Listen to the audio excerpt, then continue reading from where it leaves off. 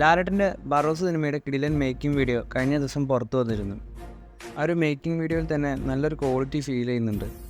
ഇതുവരെ ഒരു പ്രതീക്ഷയില്ലാത്ത ബറോസ് സിനിമയിൽ ചെറിയ രീതിയിലെങ്കിലും പ്രതീക്ഷ തരുന്ന തരത്തിലുള്ള ഒരു മേക്കിംഗ് വീഡിയോ തന്നെയാണ് കഴിഞ്ഞ ദിവസം പുറത്തു വന്നത്. ഈ ഒരു വീഡിയോയുടെ അവസാന ഭാഗത്ത് കാണിക്കുന്ന ചില സ്റ്റില്ലുകളൊക്കെ ഒരു ഹോളിവുഡ് സിനിമകളെ പോലുള്ള മേക്കിംഗ് നമുക്ക് ഫീൽ ചെയ്യുന്നുണ്ട്.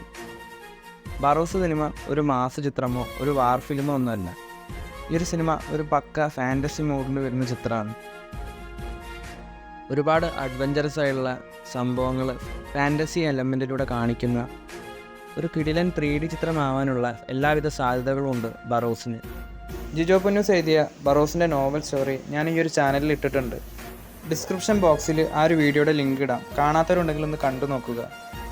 ജിജോ പൊന്നൂസിൻ്റെ മൈ ഡിയർ കുട്ടിച്ചാത്തൻ പോലെ തന്നെ കുട്ടികൾക്ക് വേണ്ടിയുള്ള ഒരു സിനിമ തന്നെ ആയിരിക്കാം ബറോസ്. എന്നാലും മുതിർന്നവർക്ക് ഇഷ്ടപ്പെടുന്ന തരത്തിലുള്ള പല എലമെൻറ്റുകൾ ഈ ഒരു സിനിമയിൽ ഉണ്ടാവും.